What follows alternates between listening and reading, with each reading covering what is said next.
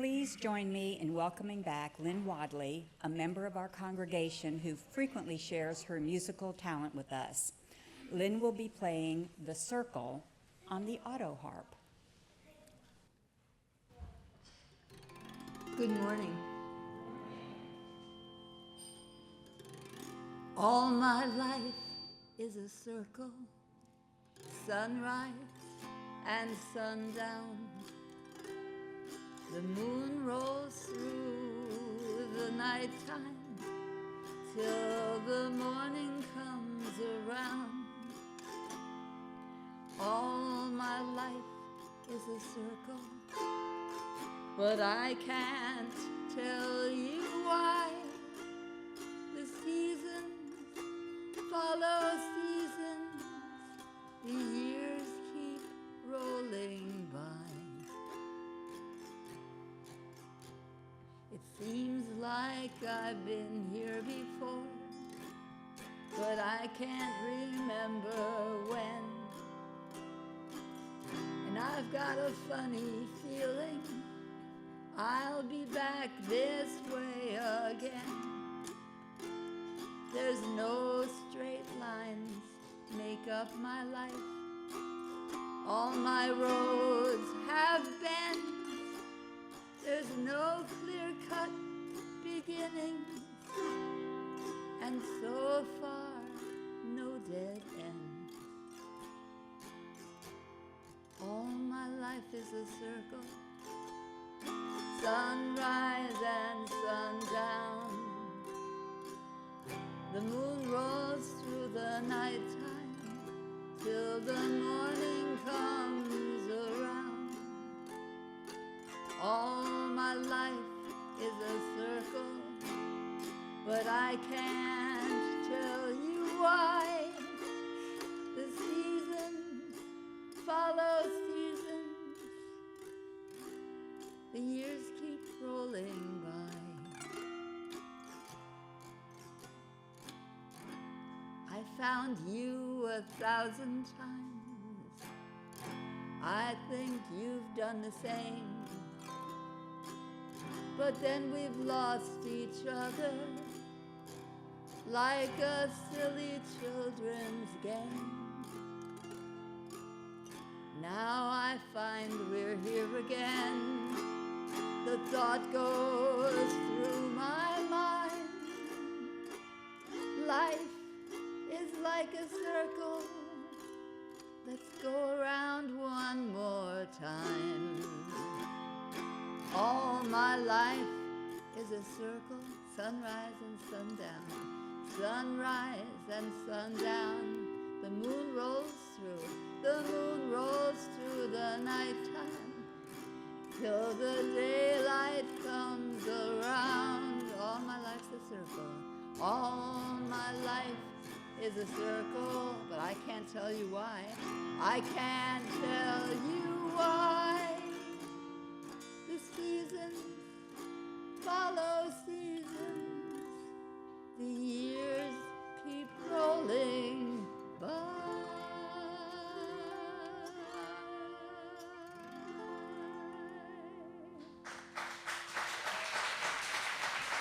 Thank you. Thank you. Thank you so much, Lynn. That was beautiful. Our opening words today are by Reverend Joan Javier Duval. You are beloved, and you are welcome here. Whether tears have fallen from your eyes this past week or gleeful laughter has spilled out of your smiling mouth, you are beloved, and you are welcome here, whether you are feeling brave or brokenhearted, defiant or defeated, fearsome or fearful. You are beloved and you are welcome here, whether you have untold stories buried deep inside you or stories that have been forced beyond the edges of comfort. You are beloved and you are welcome here, whether you have made promises, broken promises, or are renewing your promises. You are beloved and you are welcome here, whatever is on your heart however it is, with your soul in this moment. You are beloved and you are welcome here in this space of welcome and acceptance, commitment and recommitment, of covenant and connection. Let us all worship together. In this church, we have a robust religious program for our children and youth where they are not taught what to think, but how to think. This part of our service now is called A Time for All Ages, and it's a special message presented by our Director of Lifespan Religious Education, Beth Curtis. It is a message for all of us and one that our younger folks take with them as they leave the sanctuary and go into their religious education classes. Beth?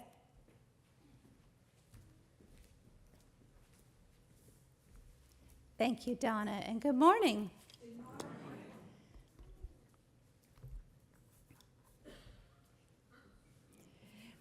You know, you walk around a museum surrounded by amazing art.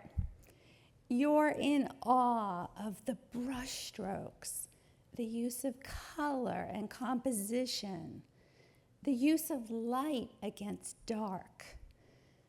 But sometimes you have to step back and look at the subject matter, and you just gotta ask yourself, what the heck is going on in this painting? Now you got two guys with not much clothing on. One has wings on his feet and his hat, and there's an older couple doing something with a goose.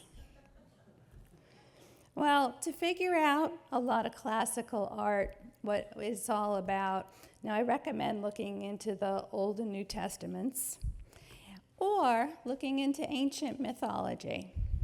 Now, this painting is based on a Greek and Roman mythology. The story of this painting, Philemon and Baucis, has inspired many artists for centuries. And this morning, we'll see some of the more famous artwork inspired by this tale. Now, as our story begins, Zeus, the king of gods, was about to destroy mankind. He was pretty unhappy with human beings, but he was willing to give us one last chance.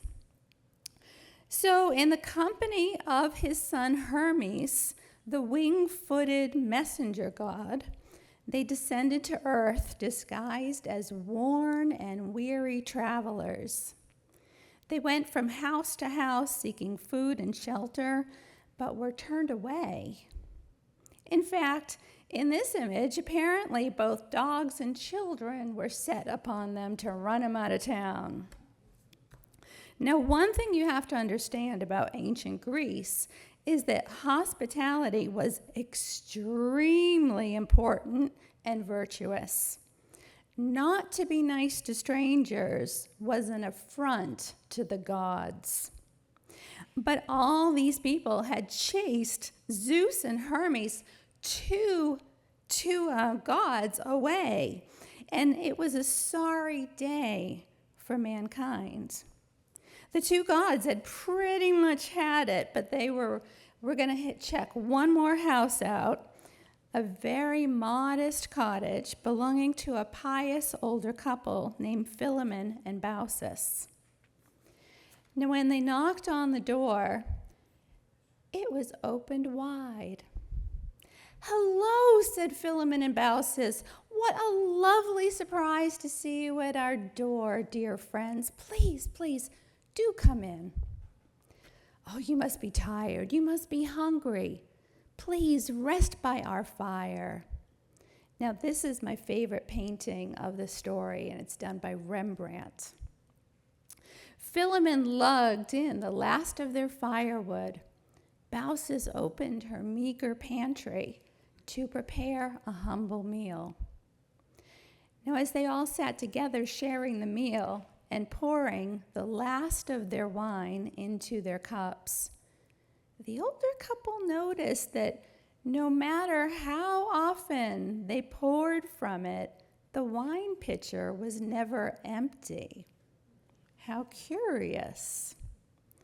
So Philemon and Baucis began to suspect that their guests might be a little bit more than just mere mortals. In fact, they started thinking that they'd better provide a superior meal that was possibly fit for gods.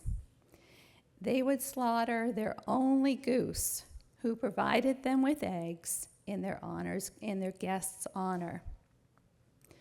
Now, unfortunately, the goose was a little bit faster than Philemon or Baucis, and they chased the goose around and around, and this apparently has been very humorous for many artists, for they chose to illustrate this moment of the story in the painting, in this painting, and in this painting, and in this painting, amongst dozens of others that I found. We could have been here for a good 5 or 10 minutes just looking at that image.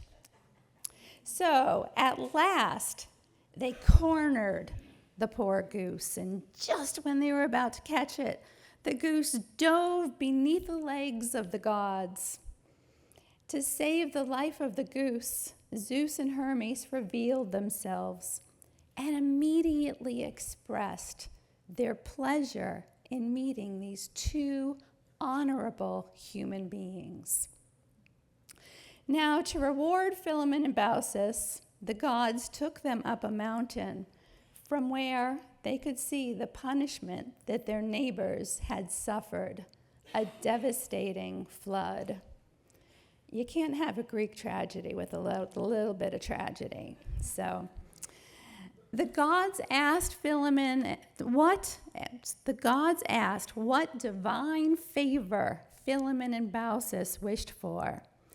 And the couple said that they wished to become temple priests, and when it came time for them to die, that they die at the same time, sparing them heartbreak.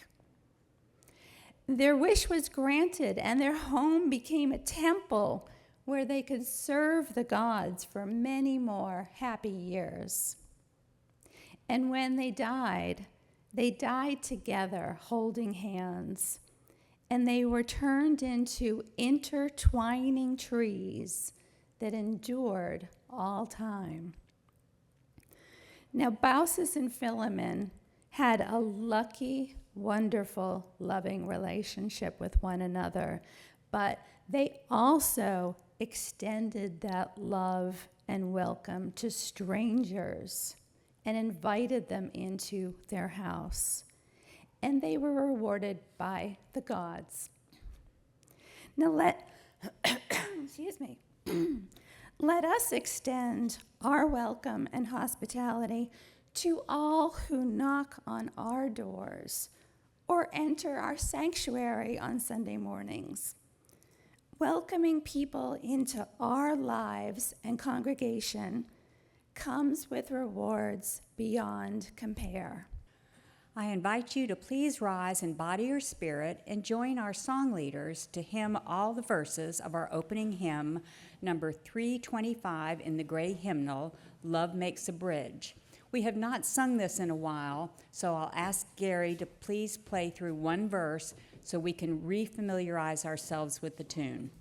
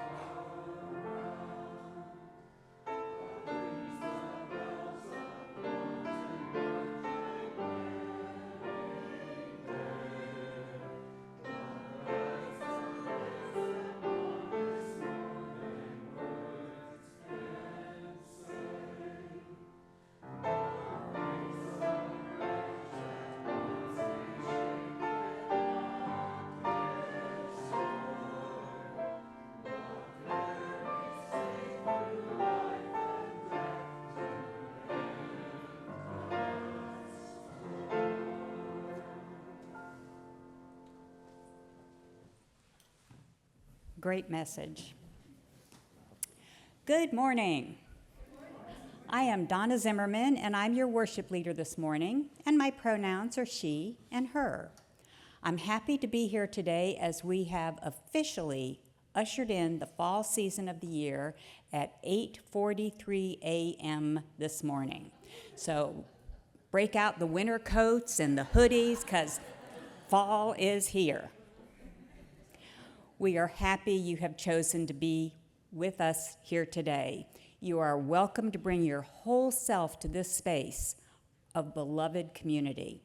Bring your full identity and your lived experience in its glorious shades and ages and ambiguities and abilities. Bring your questioning mind with all its confusion and chaos and uncertainty. Bring your open heart seeking to give and receive love and support. You will find that Unitarian Universalists journey down many different paths to discover the freedom of finding our own individual truths and find purpose and meaning in our lives. Some come from other faith traditions, some from no faith at all, some wondering what the heck is faith supposed to look like.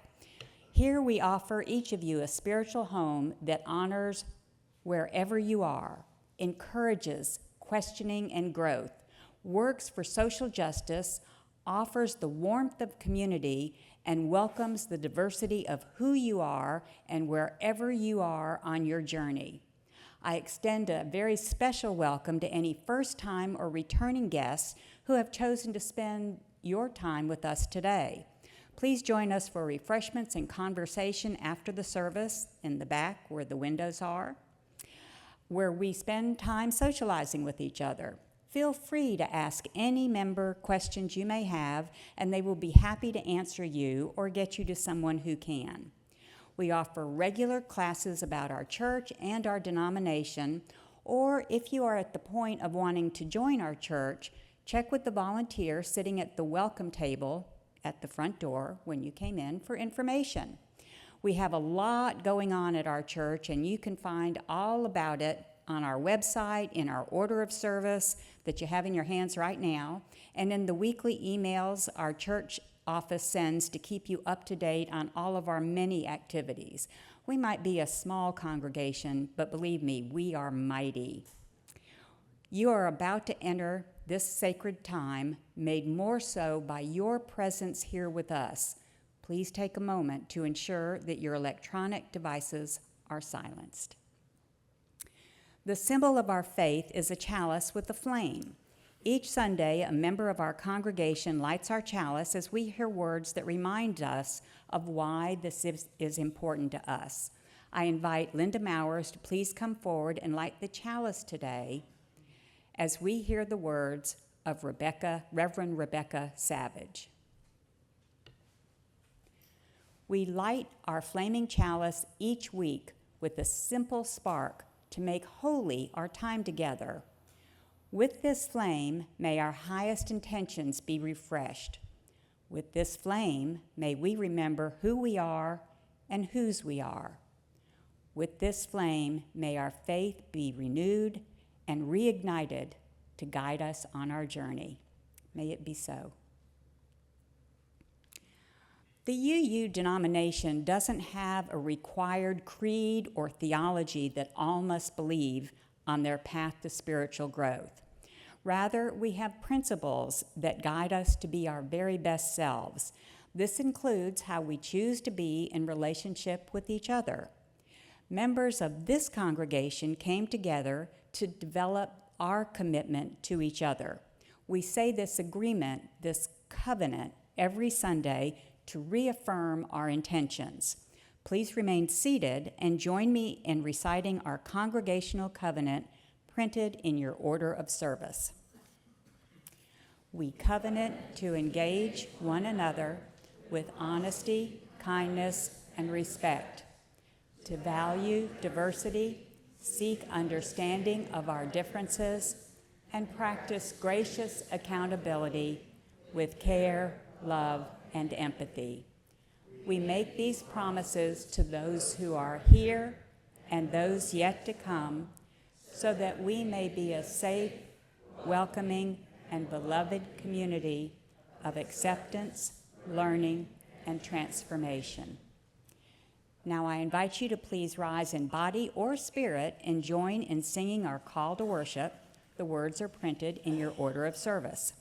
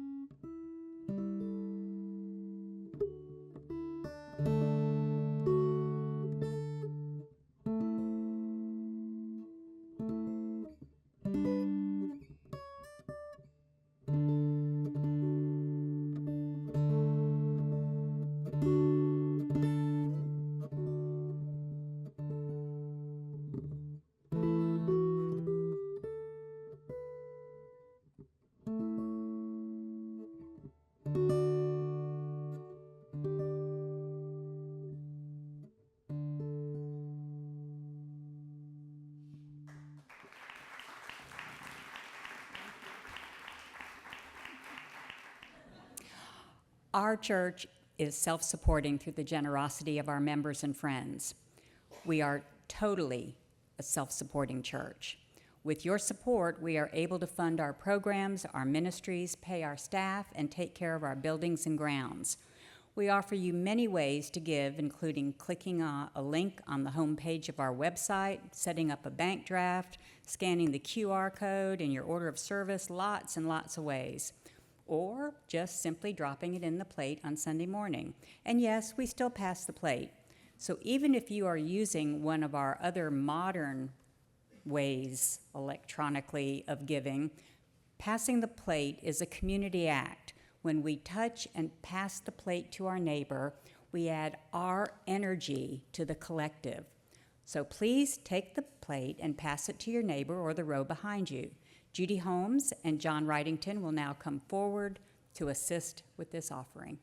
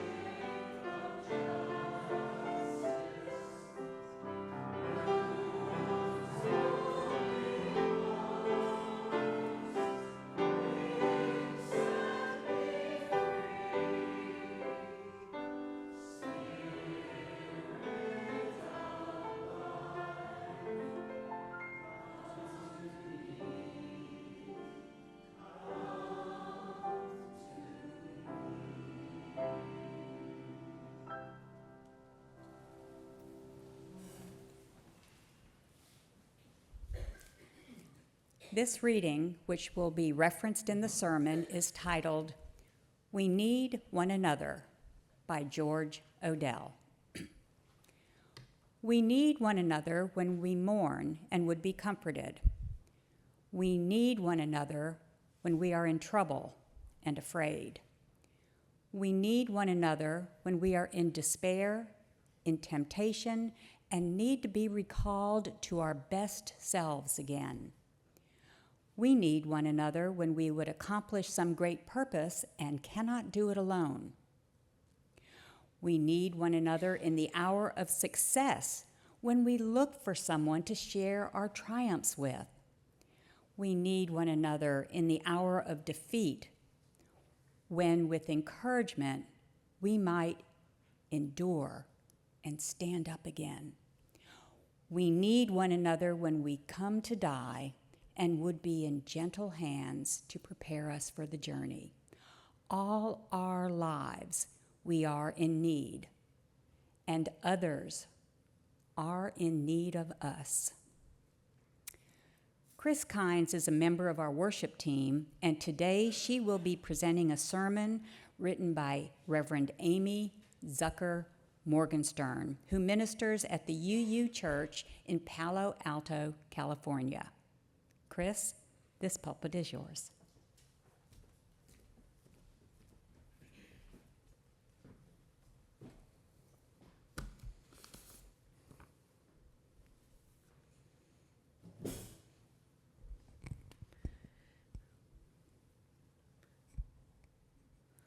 The story, like the one we heard earlier, is told in many lands and in many times. The god, the prince, the crone, the prophet travel in disguise. He or she can bring gifts of good fortune and happiness. Whether we receive these gifts depends on whether we welcome the unwelcome. The gifts seldom come from the source we expect. They will come from experiences we would rather have avoided. They will be given to us by people we imagine have nothing at all we want. And so this story, wherever it is told, gives the same advice. Prepare a place for the unwelcome. Welcome them in because they will bring you gifts beyond your wildest dreams. I have preached on hospitality before, and today I urge you to make a place for whatever, and especially whomever, is unwelcome in your life, and I'm going to tell you why. At Passover, in Jewish homes and synagogues all over the world, and in a few churches like our own, an extra glass of wine is set out at the Seder for a hoped-for honored guest. If there's room around their tables crowded with family and friends, some will have a whole place setting for Elijah.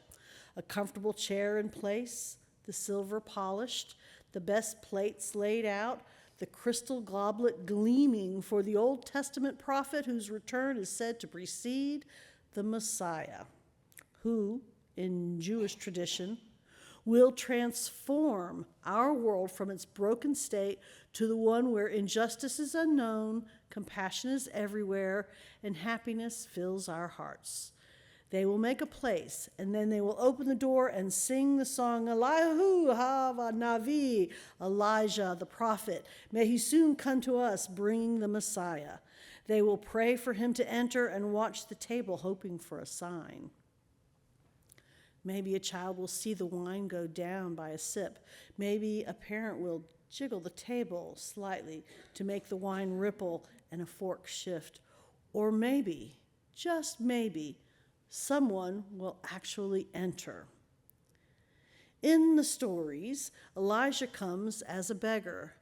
And as a child who saw many beggars on the streets not far from my home, I always wondered, what would happen if, when we opened the door to the night, someone was standing there looking at our lights and listening to the warm laughter within? Would we welcome him in?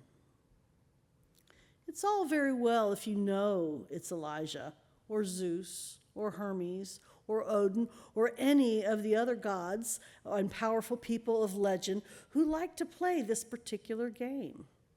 No one in their right mind would turn them away, even if they wore dirty rags for clothes and matted hair and smelled like they needed a shower. We know it pays to be welcoming to those guests, but that's the rub in all these stories. You don't know if the beggar is a god or the herald of peace or a prophet, a bearer of gifts. As far as you know, he or she is just a beggar. And that is true. We never do know where the gifts we long for may come from. We don't even know which of them are truly gifts. Some of them turn out to be burdens we wish we could give back. And then some of the things that arrive looking like burdens turn out to be our dreams in disguise. When I look at my own life, it seems to me just like that of the farmer in the Taoist story whose horse runs away. The neighbors sympathize when saying, "What bad luck." "Maybe yes, maybe no," says the farmer. The next morning, the horse returns, and with it are 3 other horses, wild ones from the hills. "What good luck," says the neighbors. And the farmer says, "Maybe yes, maybe no." His son, trying to tame one of the new horses, is thrown and breaks his leg badly. The neighbors bring food and expressions of sorrow for the man's luck turning bad once again. "Maybe yes, maybe no," says the farmer. Soon after that, the army marches through on the way to the front, drafting every able-bodied young man, and because of his broken leg, his son is left behind. "Your bad luck has turned out to be good," the neighbor says. "Maybe yes, maybe no," says the farmer. The story is still unfinished. Any one of our worship leaders could share a similar story from her life, and maybe you have one too, of the gift that turned out to be a liability so far. Like an unappealing basement office that turned out to be where you had the best job of your life so far. Maybe in your past, there is a story of a person you didn't even like very much at first, who turned out to be the love of your life. Maybe you hated your pest of a little sister for the first 15 years of her life, and now she's your best friend. That's what's so tricky about the whole business of hospitality. You just don't know which guests you're going to be happy welcomed in until you do it. They have a sneaky way of arriving in disguise. Our secretary chooses the art for the order of service each week. She is very creative and goes out of her way to find the appropriate image for the service. Often she finds more than one and asks, which one of these suits the service better? This week she came up with 3. 2 of them she found by searching for images of Elijah. They were beautiful prints of a man with a long beard, long hair, a robe, a staff, looking careworn and laden with dignity as he walked through classical woods. Elijah in beggar's guise. Who would turn away such a beggar as the ones in those pictures? They were so much like all the drawings of Moses and Jesus we have seen, and they signaled to the viewer that this man is no ordinary beggar, that he is disguised, that he is not asking for gifts, but in fact is bringing them. In other words, they tipped their hand. And then there was this one. "Ah," I told her, "that's the one." She laughed and understood why. This is how Elijah would come to us today, not with a flowing beard maybe, but instead with a face unwashed and unshaven. Not in robes, but in a hooded jacket with hands that ought to be gloved but are exposed to the chilly morning. Not walking a lovely trail in the countryside, staff in hand, but crouched on a city sidewalk among boxes that wealthier people have left empty. Or perhaps he would come as a newcomer at our church door. Not one of the people you hit it off with right away, but someone who seems overly needy or even a little weird, just not much like you. Perhaps they would come as your teenage niece who's in a lot of trouble and has made so much trouble for her parents that they ask if you will take her for a couple of months. Gods who wanted to test our generosity in California would come to our door as immigrants without papers, without our permission to be here, without anything in their hands apparently but the longing and their hope. Perhaps they're here even now. Will we turn them away, or will we welcome them in? Either destruction or reward will follow. So the story of Bacchus and Philemon tells us.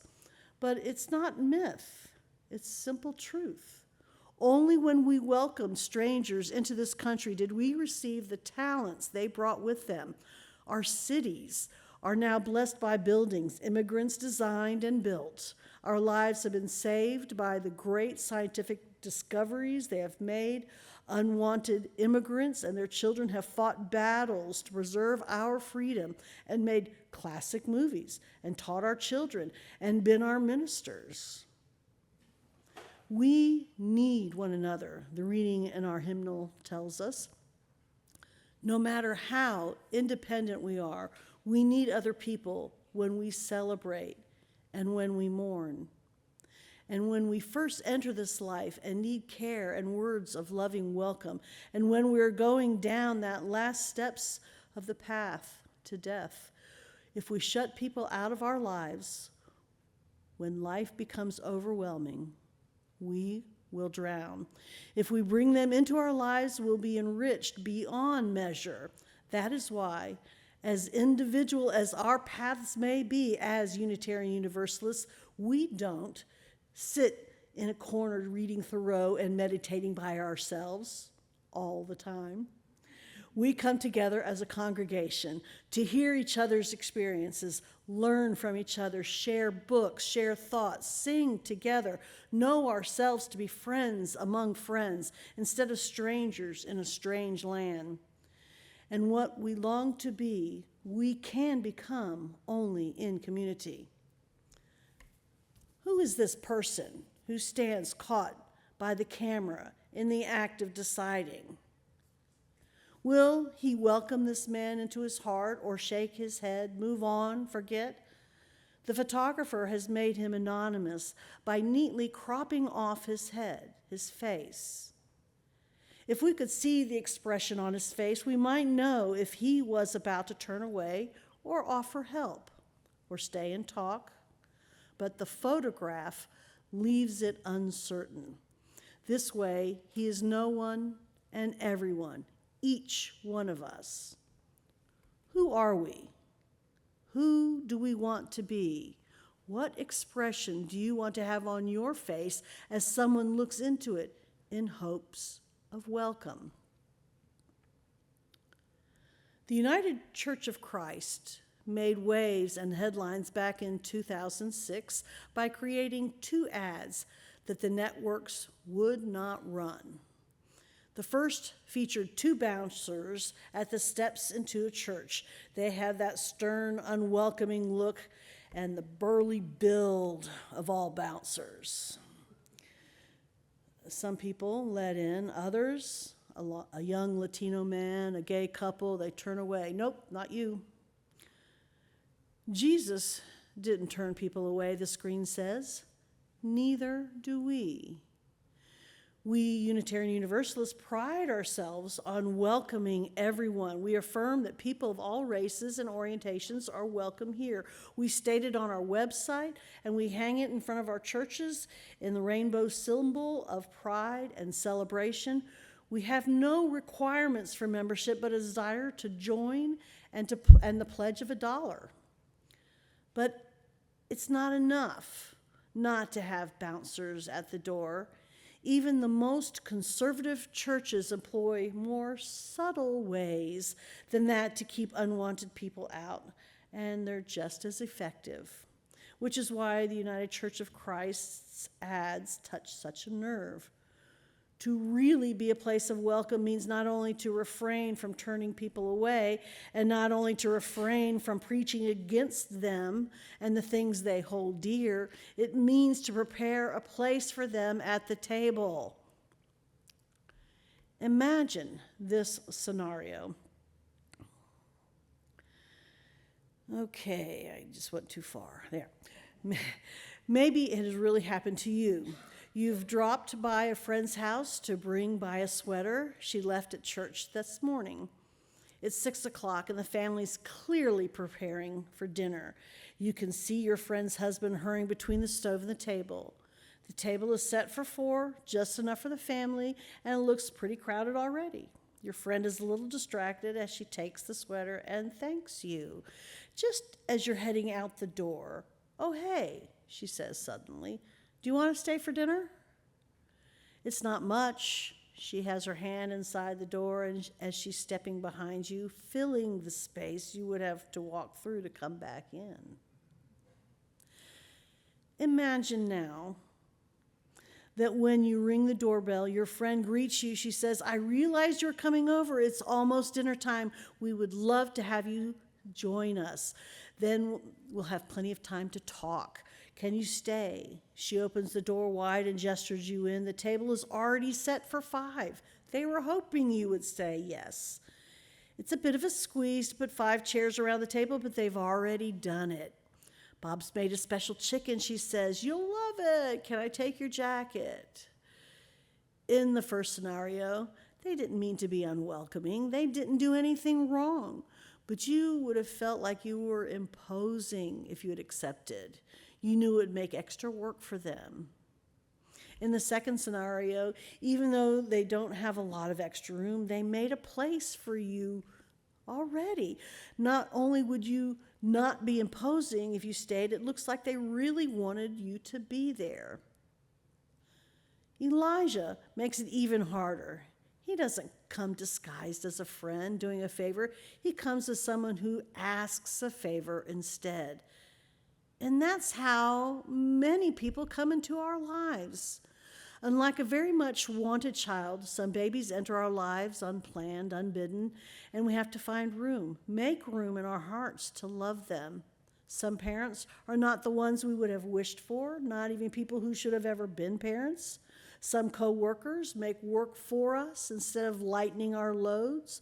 Some friends dominate the 2-hour phone call so that when we hang up feeling exhausted from having taken care of someone else's needs and having none of our own met. Some people come to our church not to donate or to help run a program, but because they need companionship and spiritual help. And every single one of these people bring gifts as well. Every single one.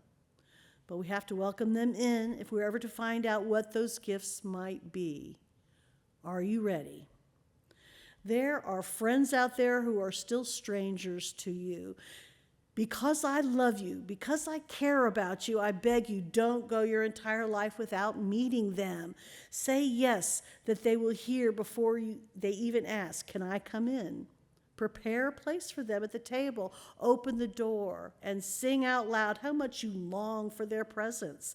By making room in our hearts, in our lives, in our communities, we can make people welcome before they even approach our door, before they even raise a hand to knock. We can open the door of our hearts wide, just in case they are out there looking for a circle of friends with whom to share a meal.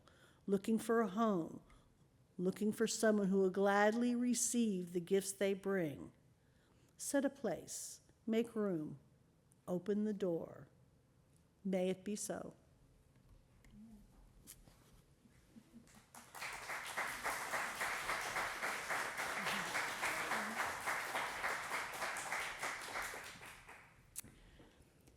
I believe we may not have sung this last hymn recently, so I will ask Gary to play through one verse to reacquaint us with it as our song leaders come up. Please rise in body or spirit and sing the closing hymn, number 146 in the gray hymnal, Soon the Day Will Arrive. Then remain standing for the closing words.